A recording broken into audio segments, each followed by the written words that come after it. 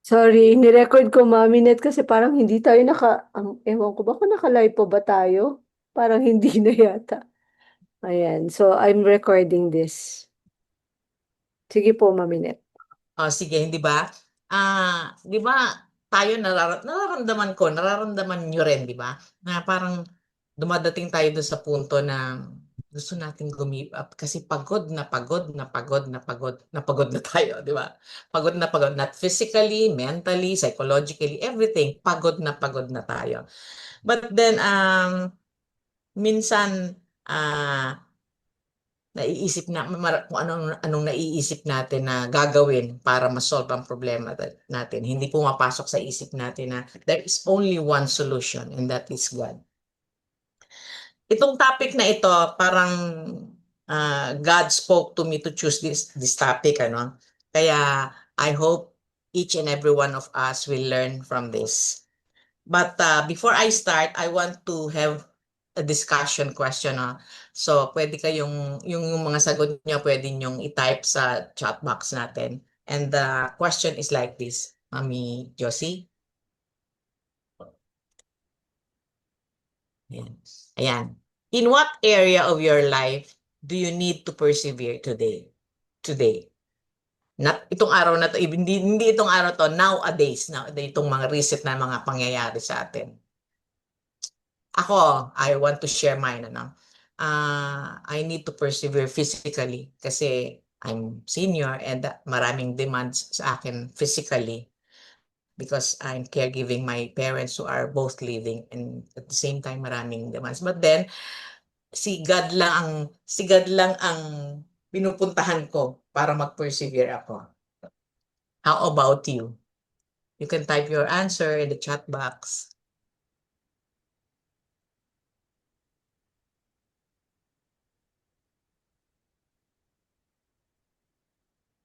Yung mga mga pinagdadaanan natin sa ating mga anak, di ba?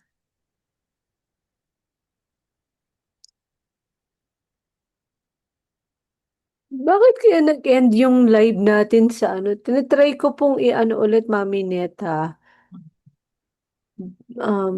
Dali lang po, ah. I- I-pause natin yung We are we all have journeys, di ba? Sa ating mga anak. At lahat tayo may mga pangarap, may mga goals para sa kanila.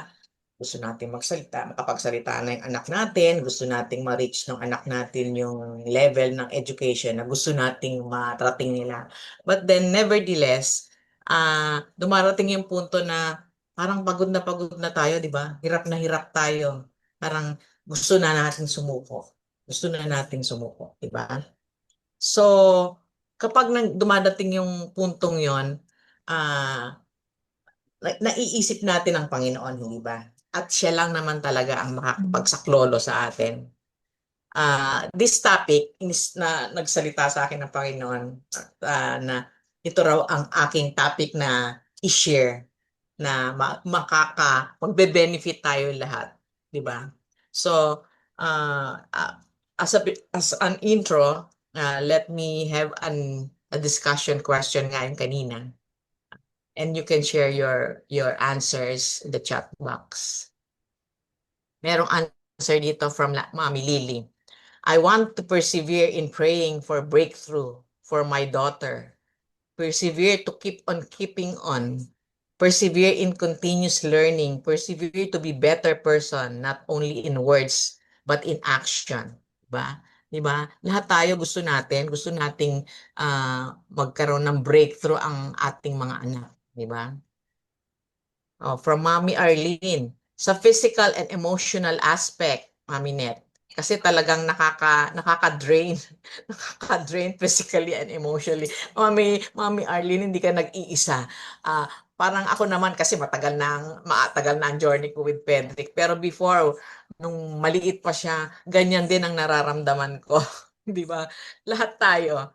Kay Mami Lot naman, perseverance after losing my dad and moving forward, helping my family. Ay, nakaka-relate ako sa iyo, Mami Lot, kasi pinagdaraanan ko rin yan. Although my parents are still living, parang nade-drive din ako pagka tatawagin ako ng mga magulang ko na na kailangan nila ako. But nevertheless, I have to, as a child of them, kailangan kong gawin ang duty ko. Yun naman ang tinatawag ng Panginoon sa atin bilang anak, di ba? Tutulungan natin ang ating mga magulang. Si Mami Josie, I want to persevere in helping awesome families despite my personal challenges. Di ba? So, lahat tayo may mga pinagdaraanan, di ba? Kay Mami Wina, persevere in balancing time for parenting, chores, prayer life, and part-time work. Part-time work. Mami Wina, may part-time work ka ha? Si Mami Wina. Okay. Yes po. Kay Mami Jose, ano ba? Kay Mami Rhea, persevere mentally. Mentally side po, nakaka-depress po talaga. Oo nga talaga. Pag wala si Lord, para ang buhay natin puro na lang depression, Lalo na 'tong mga lately na mga nangyari, parang hindi na natin, parang mapapanganga ka, hindi mo alam kung anong mararamdaman mo, maiinis ka sa gobyerno, maaawa ka, parang gano'n, 'di ba? Yung emotions natin parang hindi na natin identify kung anong mararamdaman natin kasi sa mga nangyayari. But then, hindi naman gusto ni God na maninisi tayo, di ba? Magpo-point tayo, magja-judge tayo. We all lift everything to Him. Si Mami Rhea sabi, okay, nabasa ko na. Di ba? Di ba? Lahat tayo ganun ang nararamdaman. And it's very timely. Our topic is very timely for us. Next, Mami Josie.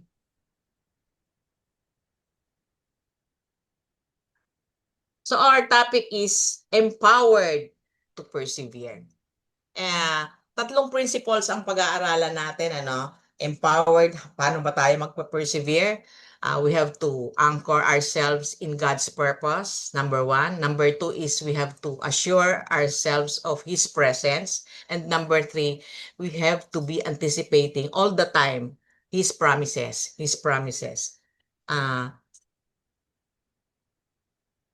Next, Mami Josie.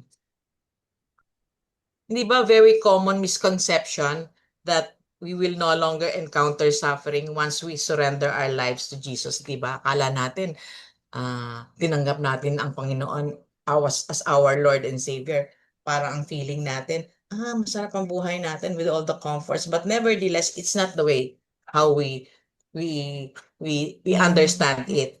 Yet the Bible is full of examples of great men who struggled and could have been given up. Si Moses, si Noah, built the ark for 120 years without seeing rain, persevering through mockery. Parang nung in-announce niya sa mga tao na, maghanda kayo dahil magbabaha. Pero walang nakikinig sa kanya.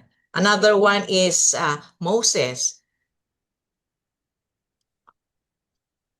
Moses led Israel for 40 years despite their constant complaints and rebellion.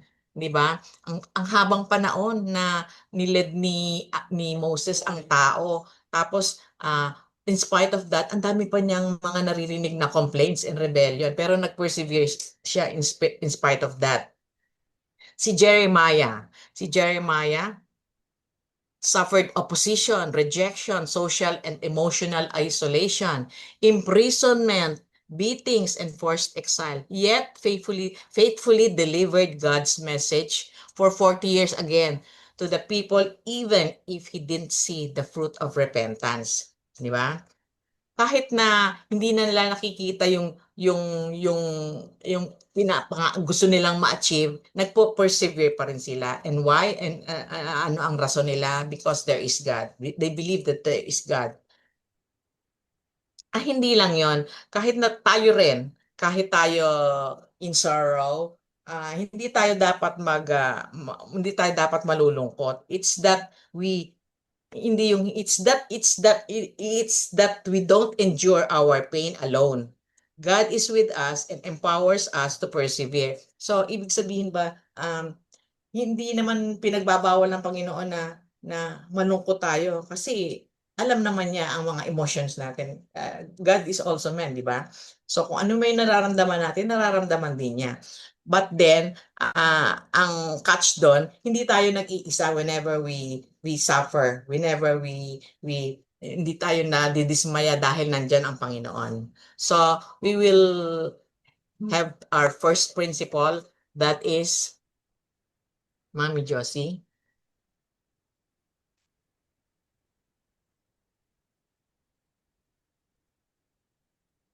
The first principle is we persevere as we anchored in God's purpose. Often, when life becomes too overwhelming or our plans start going wrong, we forget to ground ourselves in the truth. When we're not anchored in God's purpose, it becomes easy to fall in despair.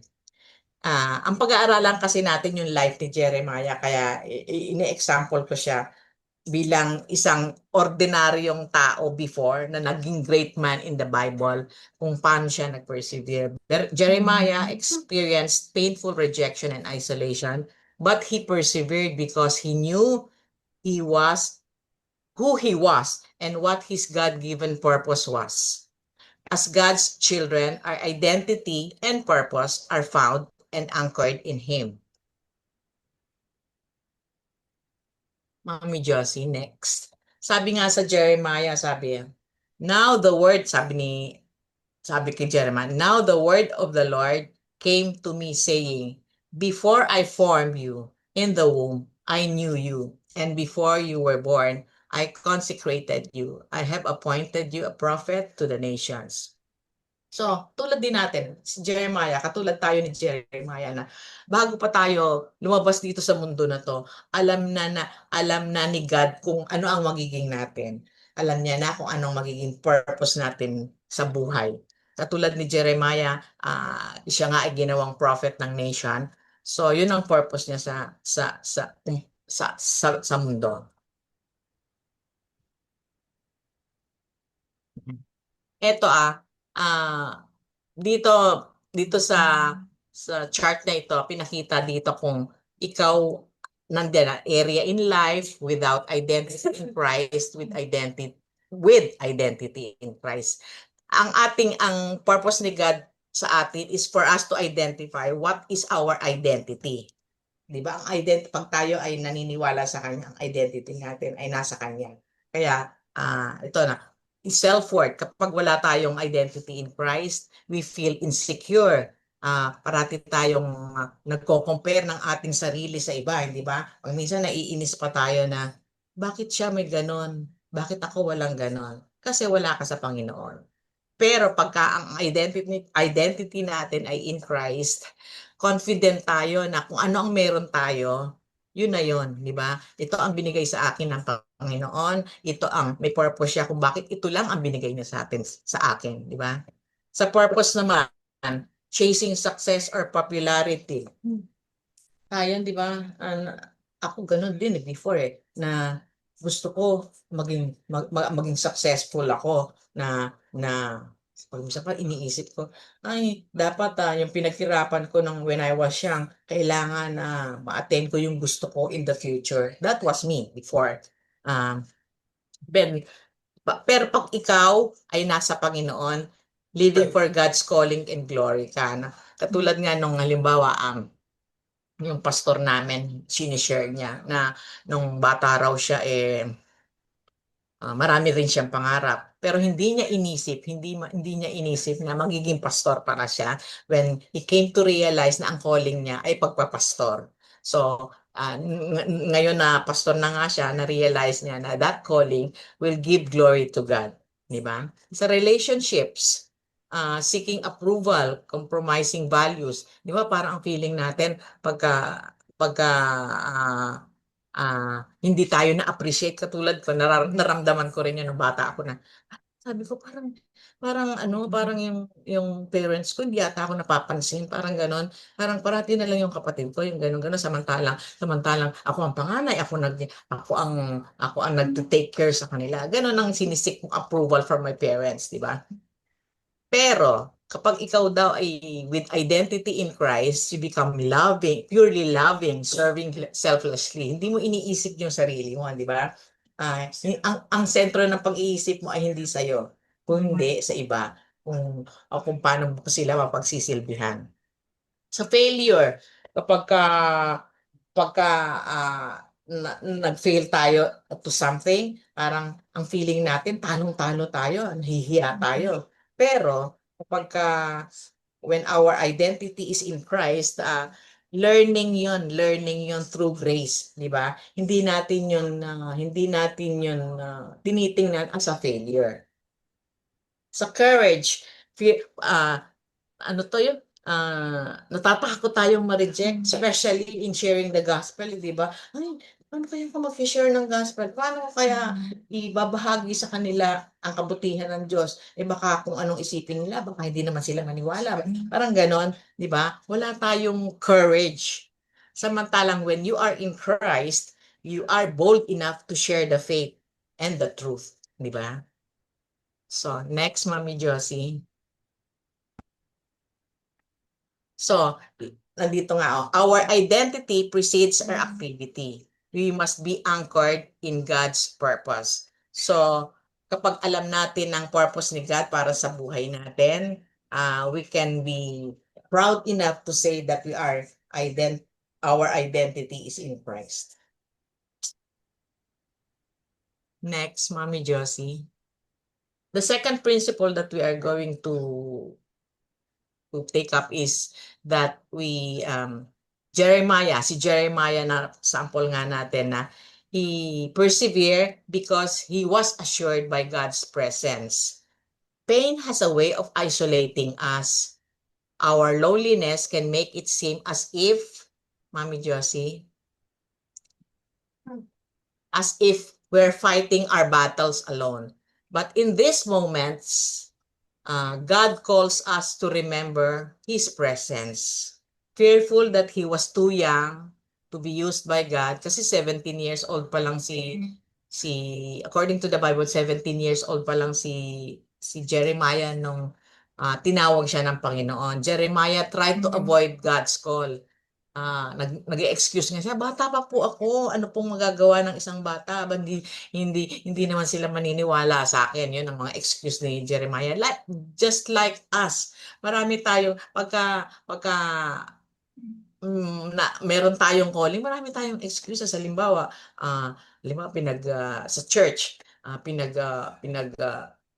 to, pinag pinapakiusapan ka na you share something o kaya mag-facilitate ka. At baka hindi ako magaling magsalita, baka hindi ko sila maimpluwensyahan. So ganun ang mga excuses natin, di ba? Tapos, in response, God assured Jeremiah that He would empower him. That is in Jeremiah 1:9. So, inassure siya ni God na yung calling niya na hindi siya dapat mag-alala dahil i-empower niya nga si Jeremiah, di ba?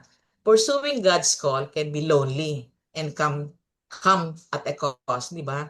Bakit sa kay Jeremiah, bakit ba naging lonely yung buhay niya, no? Ang dami kasi sa kanya pinagagawa. Sabi niya sa kanya, ibahagi mo sa mga taga-Judea na mako-conquer sila ng Babylon at kailangan tanggapin nila yung ganong magpa-conquer sila tapos for 70 years yun, pag-conquer sila at mamuhay sila doon.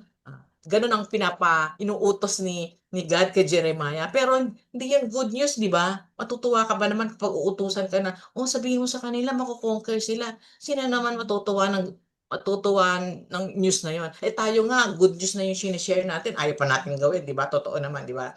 Yung good news of sharing the gospel. But then itong si Jeremiah, inutusan siya ni God na ibalita na ipapakonquer sila sa Babylon.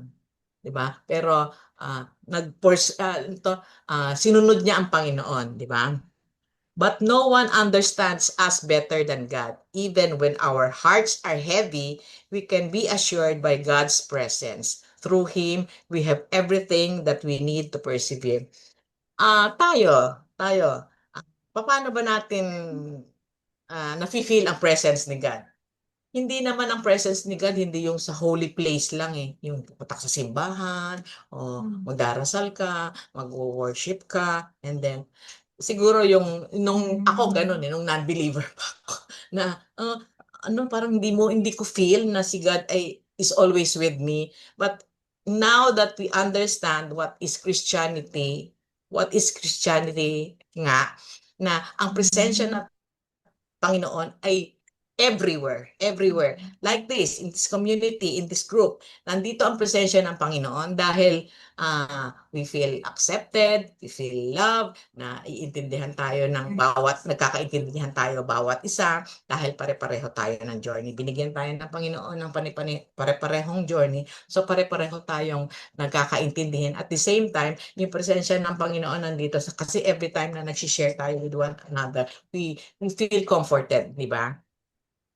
Even dun sa not only in this kind of community, even sa ibang tao, halimbawa merong stranger, not exactly pala stranger, merong isang tao na lumapit sa iyo, tapos nag-share siya ng kanyang, sabihin na natin na kaibigan mo, nag-share siya ng problema sa iyo. Hindi ba ang presensya ng Panginoon ay nandun pa rin kasi uh, na, na, na, may way ka para makinig dun sa taong nag-share sa iyo ng kanyang problema. At the same time, nako-comfort mo siya. Kaya mo siya nako-comfort dahil ikaw, ginagamit ka ng Panginoon para i-comfort ang taong may pinagdaraan.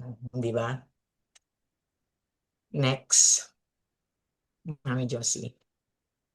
Sabi nga sa Jeremiah 1 verse 6, Then I said, Alas, Lord God, behold, I do not know how to speak because I am youth. Yun nga yung excuse niya. But the Lord said to me, Do not say I am youth, because everywhere I send you, you shall go, and all that I command you, you shall speak. So parang sinasabi dito in this verse na pag na nalaman na natin ang calling natin, pagdasal natin sa Panginoon na bigyan niya tayo ng lakas at hindi siya mag-aatubili na sagutin niya. Kasi nga, siya ang tumatawag sa atin, siya rin ang magbibigay sa atin ng paraan para paano natin siya masunod sa kanyang calling sa atin, di ba? Next. Kaya naman din sabi sa Jeremiah chapter 1 verse 8, Do not be afraid of them, for I am with you to deliver you, declares the Lord. So, si God parating nandyan sa tabi natin. Hindi tayo dapat na natatakot, di ba? Next.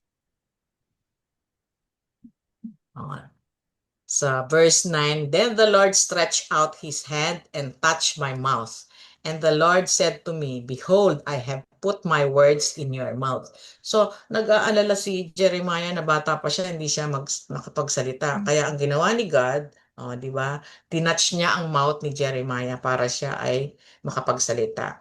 Meaning, parang yung message mismo, katulad ng ginagawa ni Mami Josie or ginagawa ko, we always, pagka natawag ka to speak the message, parang hihingin mo ang Holy Spirit to guide you. And that's what the Lord, na ginawa ni Lord kay Jeremiah. Diba? Hinipo niya ang kanyang bibig para si Jeremiah ay makapagsalita. Next.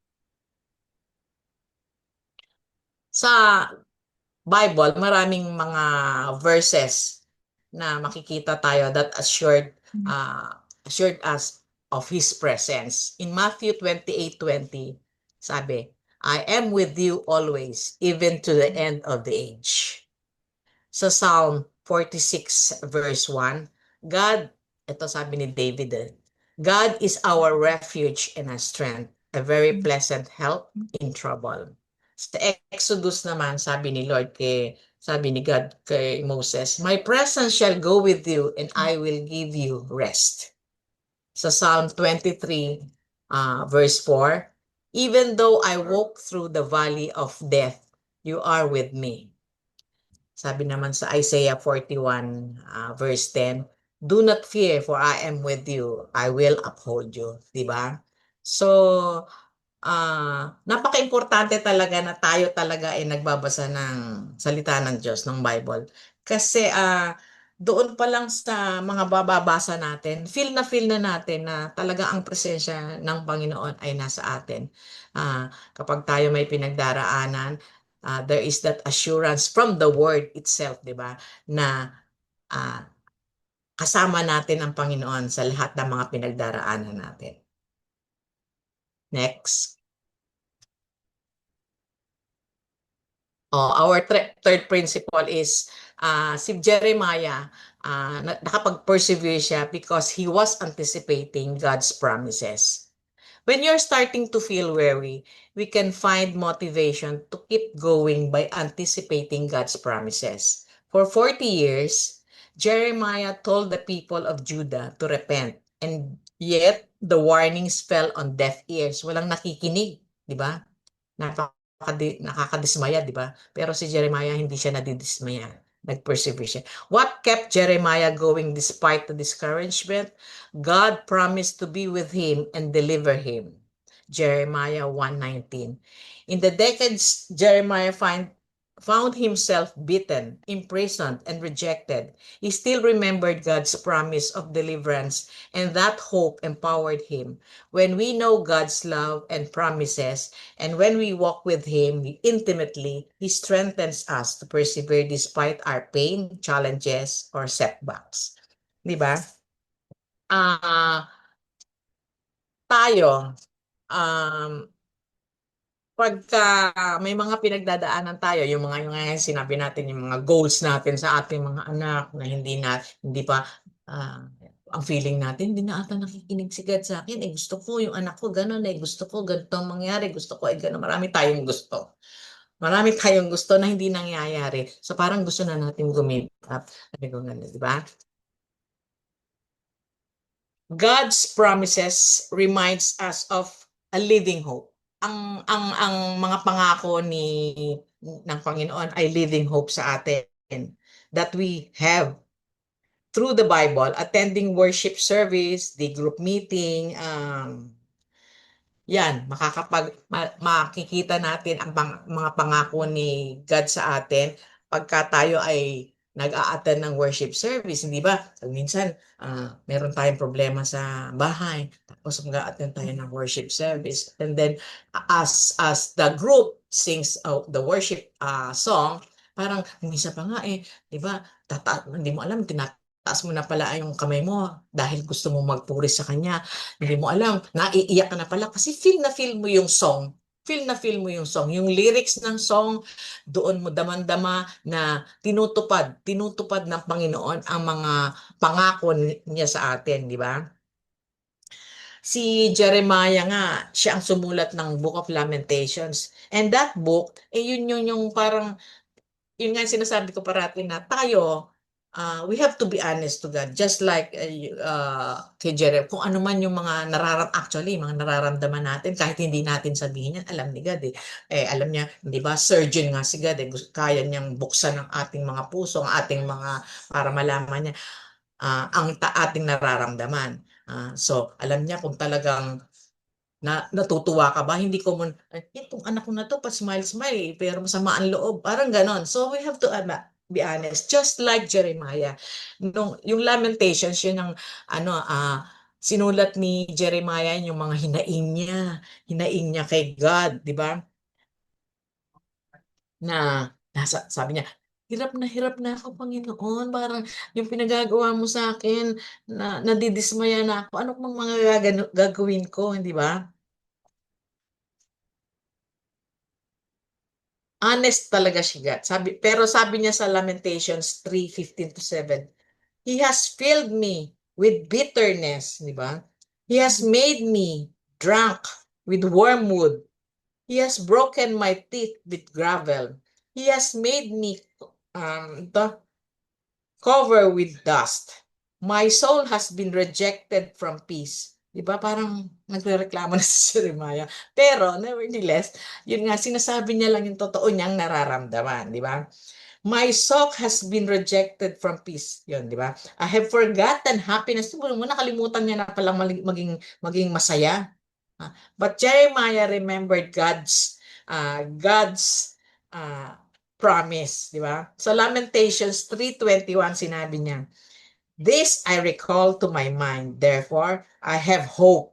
The Lord's loving kindness indeed never cease, for his compassion never fail.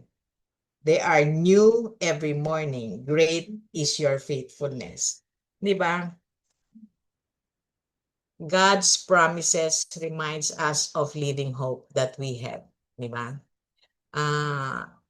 Huwag tayong manghihinaan.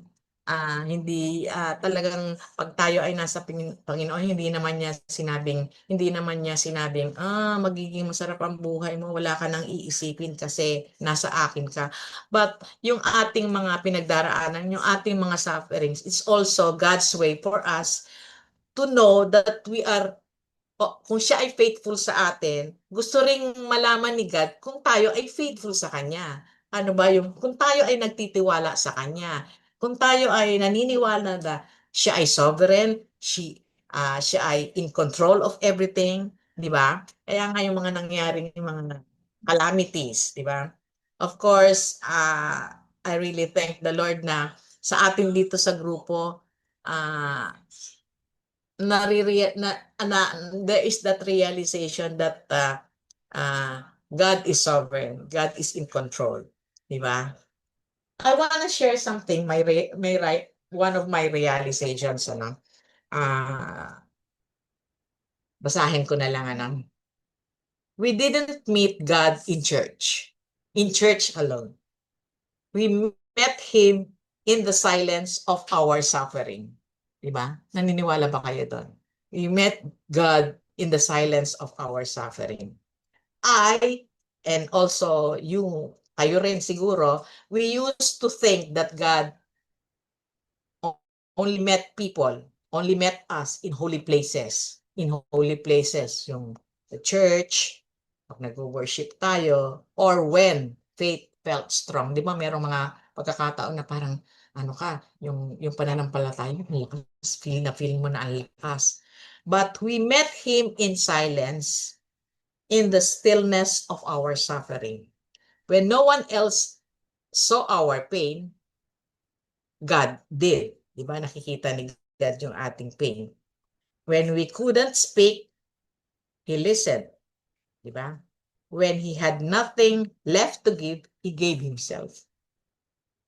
It was in the long nights when I felt forgotten. In the tears I cried alone. In the prayers that sound more like sighs. Mahagulgul. Parang awang-awa ka na sa sarili mo. Dahil, ano ba ito? Bakit ba? Pag minsan nasabi ko pa sa sarili ko, Iba Lord, paano naman ako? Pero dumadating talaga yung pagkakataon na hagulgul din ako sa pag-iyak sa mga pinagdaraanan ko. That's where He made His presence. Yon na doon ko nakikita ang presensya ng Panginoon.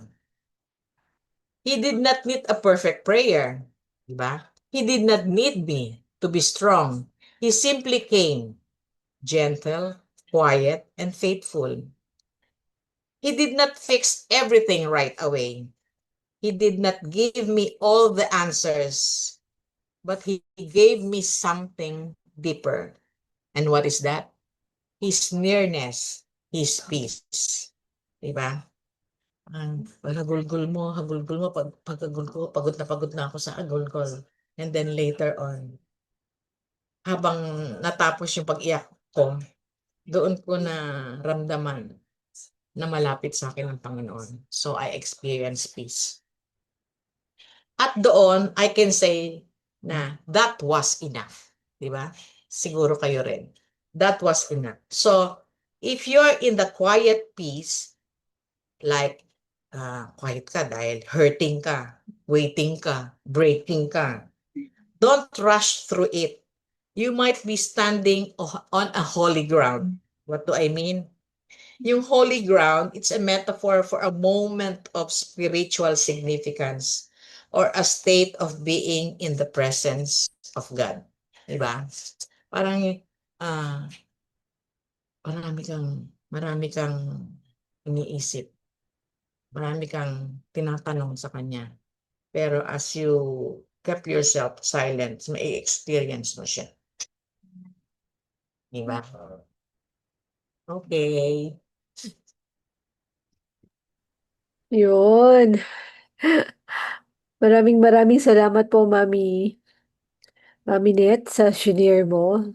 Sobrang nakakatawa kasi feeling ko lang na sa lahat ng pinagdadaanan natin ngayon, mga mami, lahat ng pinagdadaanan natin, dun sa mga sinabi ni Mami Net, ano, kasama natin si God, no?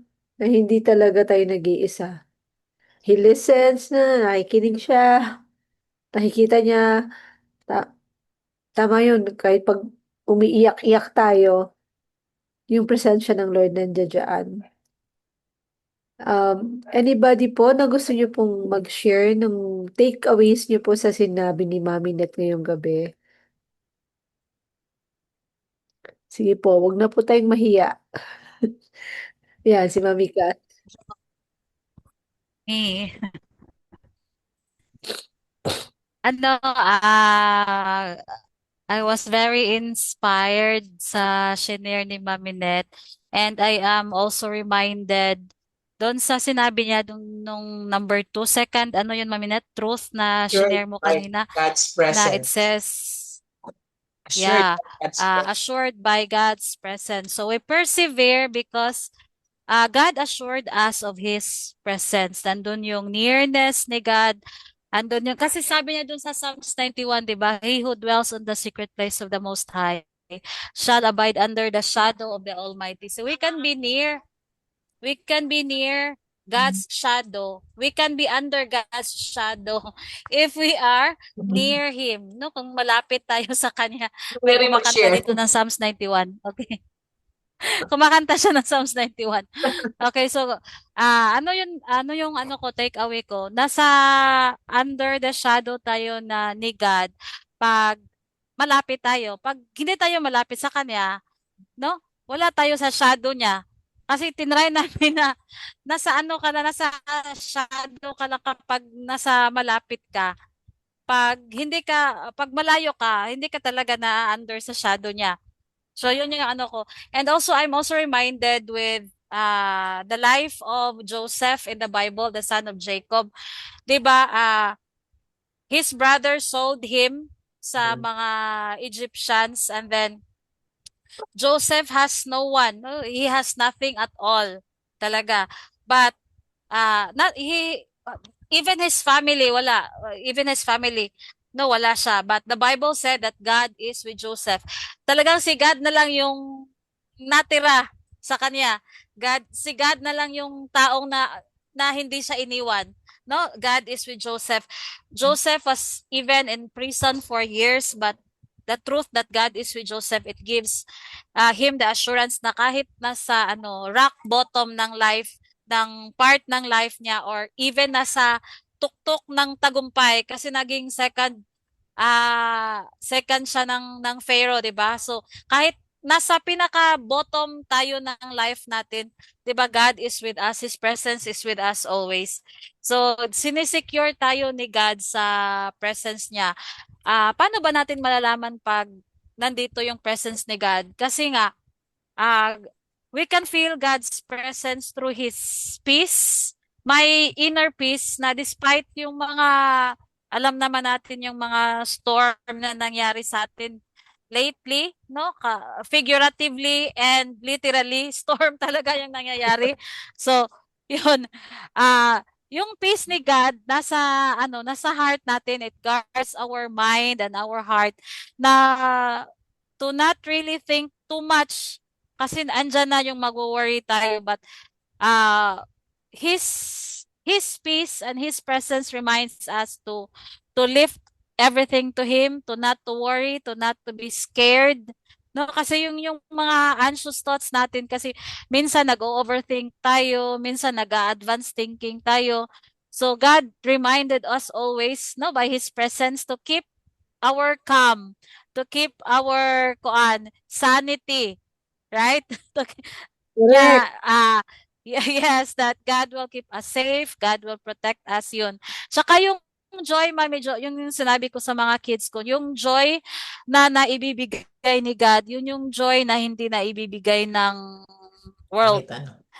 Na Correct. kahit hindi kami materially abundant, financially abundant, no? Marami kaming mga kung sa maraming kulang ba. Oo, yung when it comes to material things, 'di ba? We are not grabe abundant when it comes to material things, but God put contentment in our heart Ah, na hindi nagiging reason yung kakulangan financially na mag-away-away kami, yung masira yung relationship as a family, no, as husband and wife, sa mga kids, kung ano lang meron, ah yun lang yung we will always put in their hearts na contentment, yung binigay ni God na joy sa atin kahit konti yung nandun, no, we are very contented na sa blessings na binigay ni God. So yun lang po yung yung take away sa magandang message ni Mami Net. Thank you very much, Mami Kathy. Basahin ko tong sabi ni Mami Rhea dito, no? Sabi niya, I just want to share especially po sa situation ko as a solo parent with awesome kid. May times po talaga na nakaka-depress kasi wala po akong support from family, even sa mother ko. Pero, nare-remind, nare-remind ko na lang sarili ko na kahit wala akong family support, may Diyos naman. Ako na mas yes. higit pa. Correct. Tama.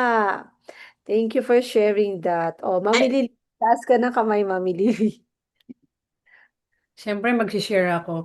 Yung sharing ni Mami Net, it reminds me of the Lord is close to the brokenhearted. And it's yes. very, very true kasi I've experienced this so many, many times. And it speaks on Psalms 34:18, di ba? Sabi dito, the Lord is close to the brokenhearted and saves those who are crushed in spirit. This verse assures that God is near in and ever present in times of trouble. Tried and tested na to and it's very real, di ba? Very tangible yung word ni God na ito. And yung ano na lang, yung bagyo, di ba? Dito sa amin sa La Union, ilang beses kami signal number 4. Yung emong, di ba, nalipad yung gutter namin. Tapos sabi ko, Lord, saan kami kukuha ng pangpalit? Tapos, afterwards, after ang tagal kong hinintay yung gumawa kasi ang daming nasiraan dito sa amin. So, I think it took 1 month bago kami yung nagawan. After 1 week na nagawan, may bagyo na naman, signal number 4, I forget the name. And then, lately, meron na naman, pero awa ng Diyos, nandun pa yung gutter. Diyos ko, Lord, salamat. So, I praise God na grabe din yung intensity nung typhoon. Di ba, dito sa amin yung nagland din siya, yung buntot dito rin sa La Union na naman. So, I praise God na pa rin, nakadikit pa rin yung bubong namin. So, alam mo yun yung, Lord, ikaw na bahala, kahit naman anong gawin ko you have the last say. And even yung sa mga anak natin, di ba? Ang hirap yung journey to kasi yung acceptance pa lang. It took a while to accept. Tapos, yung, yung sa sarili mo, yung confidence mo na pag lumabas ka, sasabihin nila, abnormal yung anak mo. Dumaan din ako sa ganun, ano sasabihin nila? I kept it for a while. Then when I accepted it, then dun na lang nag-release yung kahit anong sabihin nila, wala nang epekto sa akin. It's a journey. Same din naman yung perseverance. It's a journey, it's not one time, it's not formula. It's a process na pagdadaanan nating lahat. It's really a process na mahirap, pero there's always a fruit. There's always a fruit.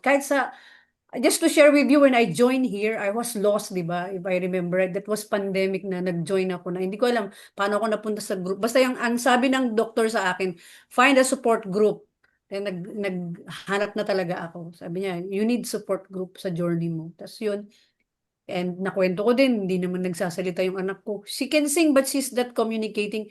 You know what happened during the nung bagyong Emong, di ba, almost 2 weeks kaming walang kuryente. Doon na lang nag-sentence na si Yana na, I'm scared. What sound? Sabi niya, yung sa generator, sabi niya, what noise is that? Sabi niya sa akin, gulat ako, mga full sentence na. Sabi ko, nung time na walang kuryente, wala. You know, sentences are coming out from her mouth. Ngayon nga, hindi na mapigilang magsalita ng magsalita. Ako na yung ginagawa niyang estudyante eh. Dapat yung sasabihin niya, sasabihin ko. You know, sabi ko, wow. Tapos yung prayer namin pa, isa pang prayer namin when we take a bath, sabi ko, Lord, you bless her eyes, you bless the ears. Tapos, I remember si Mami Cathy yung nagsabi sa akin yung epatha. Alam, memorize na ni Liana yung prayer na yun, yung pag ginawa ka, yung eyes, the ears, the mouth, epatha. Ganun na siya pag naliligo ka. Until now, we're doing that. Maybe I can share that to the arrest, no? Epatha. The mouth, yung mag-speak yung mga anak natin, epatha talaga. I claim that. Ang tagal nun, di ba? It was ilang years ago pa yun. But it's only now nakikita ko yung fruit niya. Ang tagal din nang hinintay ko yung breakthrough. So and parents, no, I also, ang dami ko rin ina-attendang mga prayer. I always send the name of my daughter, praying for breakthrough, yung continuous improvement speech niya sa behavior. You know, we don't stop praying. Nakakapagod talaga. It's okay to rest, but don't stop. Di ba? Yun, perseverance is the key sa ating mga parents. And I know, kaya sa ating binigay, kasi alam ni God na meron tayong gift nun eh. We just need to unlock it. We just need to practice it. We just need to make it a habit to persevere. Kahit I know parents in this journey, we are very creative, we are very resilient, we are very patient. Meron yan. Hindi lang kasi natin alam na na meron tayo. Kaya binigay sa atin silang mga bata. Kasi God knows that we are a good steward of our kids. Kaya binigay sa atin. Yun po. Salamat. Correct. Nako, ang daming magagandang sharing ngayon. Grabe, as in, nakakatawa naman mga mommies. Thank you really for sharing. Sabi ni Mami Ivy dito, oh. Sabi niya, thank you for the inspiring message and sharing po. I would like to share my life verse, 1 Peter 5:10, and the God of all grace, who called you to his eternal glory in Christ after you have suffered a little while, will himself restore you and make you strong, firm, and steadfast. O, sabi naman ni Mami Cathy, sometimes ang progress nila, 30%, 60%, and then 100%. God revealed to me that verse, epatha, way back 2020, yun yung nakatulong din kay Adam. Kasi di ba, Mami, ang ibig sabihin ng word na epatha means open. Ayan. Kung hindi makapagsalita yung anak mo, wala talagang nasasabi kahit ano, na gumagawa lang ng sound, pero walang kahit bubbling, wala. You pray that prayer. Wala namang imposible sa Lord. Di po ba? Epatha, open, open. Ayan. Mama Josie, meron lang akong i-add na i-share. Sabi ng pastor sa church, ang presensya raw ng Panginoon hindi dependent sa feelings natin. Ibig sabihin niya, ang ibig niya sabihin, pag hindi tayo sinasagot sa ating prayer, we feel lonely. Diba? So, ang feeling natin, wala ang presence ng God sa atin. So, hindi dependent ang presence ni God sa feelings natin, sa nararamdaman natin. Kasi God is always with us. God is always with us. At saka sabi rin niya, paano ba malalaman ang purpose ni God sa atin? Yung pastor, nagsabi siya ng tatlo na paano mo malaman. Number 1 is through the Bible. So, it's very important talaga na nagbabasa tayo ng salita ng Diyos kasi hindi natin daw pwedeng sabihin na mahal natin ang Panginoon kung hindi natin binabasa ang Bible. Dahil sa Bible natin siya makikilala, 'di ba? Magmamahal ka ba ng taong hindi mo kilala, 'di ba? So kailangan kilalanin mo siya kung mahal mo siya. Number 2 raw, through authorities. Katulad ng parents o kaya yung mga elderly sa church. Sa parents, halimbawa, hindi mo alam ang purpose ni God sa'yo. Halimbawa, ano kaya ang kukunin ko? So, dapat daw magtatanong tayo sa authorities, the parents, the elders in the church. And number 3, through circumstance. Malalaman mo raw ang ang purpose ni God sa'yo through circumstance. Halimbawa, ang isang lalaki naliligaw sa babae, tapos parang feeling mo naman ayaw sa'yo, or kaya na-find out mo, yung lalaki ay Christian na, tapos nalaman mo na yung nililigawan mo pala ay non-believer. So, malalaman mo na ang purpose ni God sa iyo, na yung babaeng yun ay hindi para sa iyo dahil hindi pa nga siya naniniwala sa Panginoon, di ba? So, yun lang. Ayun. So, ngayon, we will go to prayer. Mami Net, pakilid po, pakipray po ang mga parents ngayon, ang mga nakikinig ngayon, na talagang huwag mag-give up, kundi mag-persevere kasi temporary lang yan lahat. Ayan. Will pass. Sige po, Mami Net. Okay, let's pray. Heavenly Father, we thank you for your word. We praise and thank you sa mga wisdom na binigay mo sa amin para maunawaan namin kung ano ang gusto mong mensaheng malaman namin, Panginoon. Maraming salamat sa technology dahil naging posible sa amin na mag-meet regularly, na binibigyan mo kami ng wisdom to prioritize this kind of meeting. Salamat din, Panginoon, sa inspirasyon ng bawat isa ng mga mami dito dahil nakakapag-share kami ng goodness mo sa aming mga buhay. Salamat, Panginoon, sa topic mo, sa mensahe mo, dahil ito ay tunay na dapat naming ina-apply sa aming buhay to persevere in you, to persevere with you. Mag-persevere kami dahil naniniwala kami na nandyan ang iyong presensya. Mag-persevere kami dahil dapat malaman namin ang purpose mo sa aming buhay, at mag-persevere kami habang ina-anticipate namin ang iyong mga pangako sa amin. Salamat, Panginoon, sa journey na ibinigay mo sa amin. Salamat sa tiwala na binigay mo sa bawat mami rito. Alam namin na ang journey nito ay ibinigay mo sa amin dahil alam mong kakayanan namin with you. Salamat, Panginoon, sa tiwala, Panginoon. Na sa araw na ito, nagpapasalamat din kami dahil nabigyan mo ng paraan si Mami Josie para siya ay mag-lead in giving thanks to the victims of the typhoon.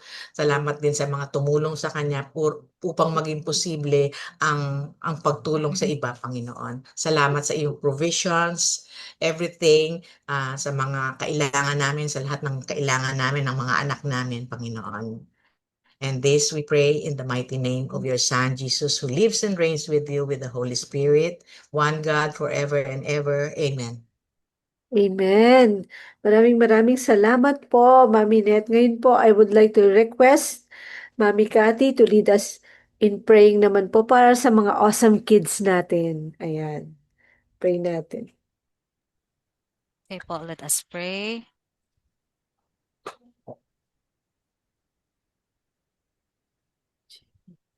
Let us pray. Lord Jesus, thank you so much, Lord God. I acknowledge, Lord, that when, Lord God, thank you, Lord God.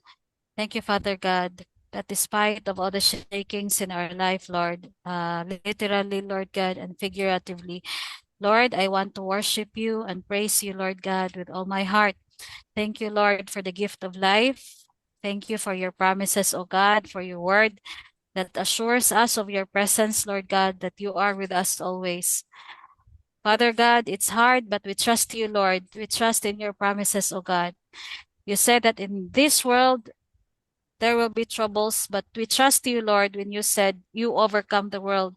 We trust you when you said you will never leave us nor forsake us.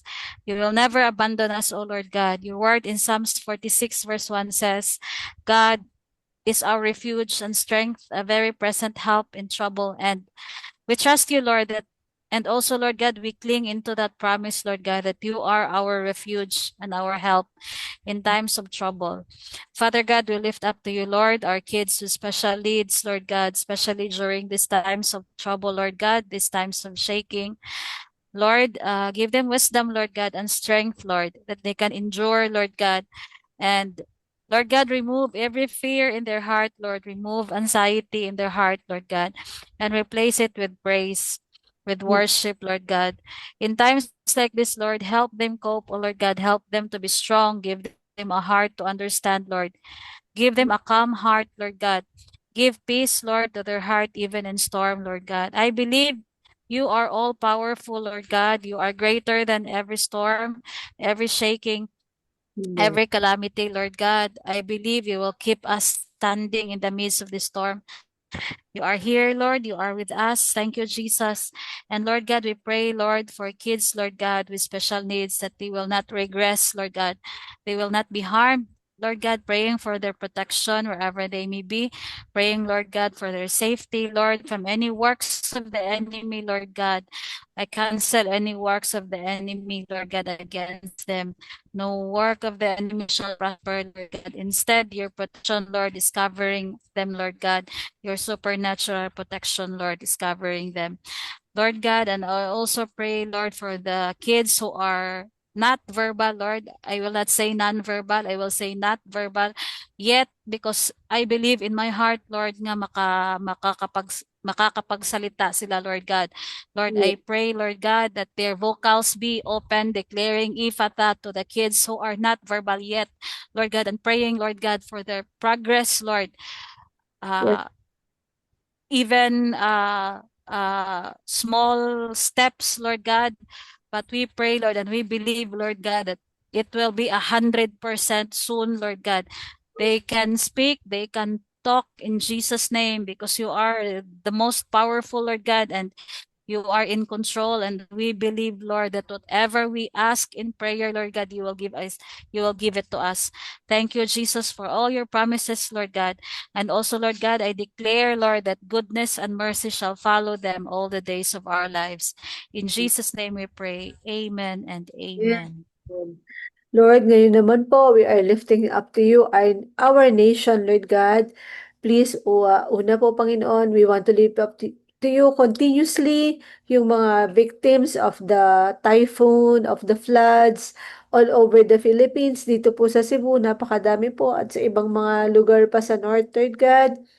Especially yung mga namatayan, Lord. We pray for comfort upon their families, Lord God. Salamat po na ikaw talaga yung magko-comfort sa bawat isa, lalo na po sa mga immediate families, Lord God. We also pray na patuloy mo kaming gamitin para po maging blessing sa mga victims, Lord God, ng floods, Lord God, here in Cebu, na baka pag-reach out po kami patuloy sa mga awesome families, may mga special needs para maging blessing din po kami. And patuloy niyo pong i-strengthen yung relationship namin. That, Lord, help us to continuously build this community that you have given us, Lord God. We are asking your presence to be with us in every meeting, in every meetups, Lord God, na nagkikita-kita kami mga mamis, Lord God. I know na yung presensya mo yung nasa amin, Lord God. Kasama ka namin.